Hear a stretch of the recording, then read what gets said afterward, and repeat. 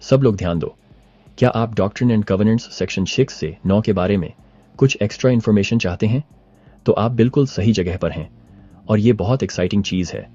आज मैं आपको the church of Jesus Christ of latter day saints के इतिहास की सबसे बड़ी चमत्कारी कहानियों में से एक बुक ऑफ मॉर्मन के ट्रांसलेशन के बारे में बताऊंगा। सन 1829 के बसंत ऋतु में जब जोसेफ स्मिथ को डॉक्ट्रिन एंड कवेनेंट्स सेक्शन 6 से 9 जैसे रेवलेशंस मिले, तब वो बुक ऑफ मॉर्मन का ट्रांसलेशन करने में भी लगे हुए थे। हमें इस चमत्कारी प्रोसेस की हर एक डिटेल तो नहीं पता, पर हमारे पास आई विटनेसेस के कुछ इंटरेस्टिंग इंसाइट्स हैं।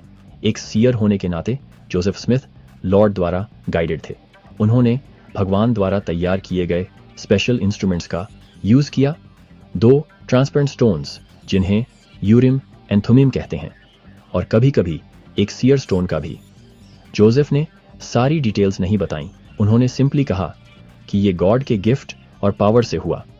आइए उन लोगों के अकाउंट्स पर करीब से नजर डालते हैं जो वहां मौजूद थे। जोसेफ की पत्नी एमा स्मिथ जोसेफ के डिक्टेट करते ही वर्ड्स लिख लेती थीं।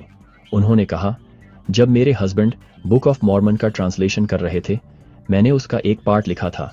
जैसे जैसे वो हर sentence word for word dictate करते जाते थे, और अगर मैं स्पेलिंग में कोई मिस्टेक करती तो वो मुझे रोकते और करेक्ट करते।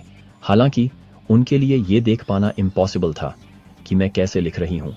एमा ने बताया कि कैसे प्लेट्स एक छोटे लिनन टेबल क्लॉथ में लिपटे हुए टेबल पर रखे होते थे और छूने पर मेटेलिक साउंड करते थे। उनकी टेस्टिमनी पावरफुल है। उन्हें यकीन था कि केवल गॉड के इंस्पिरेशन से ही ऐसा काम हो सकता है। जोसेफ घंटों डिक्टेट करते थे और बिना मैन्यूस्क्रिप्ट देखे वहीं से कंटिन्यू करते जहां उन्होंने छोड़ा था। एक ऐसे आदमी के लिए जिसे अक्सर अनलर्न्ड माना जाता था, ये वाकई रिमार्केबल था। ट्रांसलेशन के एक और की फिगर ऑलिवर काउड्री के पास भी इनक्रेडिबल एक्सपीरियंसेस थे। उन्होंने लगभग पूरी बुक ऑफ मॉर्मन लिखी जैसा उन्हें डिक्टेट किया गया था। उन्होंने अपनी आंखों से गोल्ड प्लेट्स और इंटरप्रेटर्स देखे और अपने हाथों से प्लेट्स को छुआ। ऑलिवर ने गवाही दी, मैंने अपनी पेन से पूरी बुक ऑफ मॉर्मन गॉड की गिफ्ट और पावर से लिखी।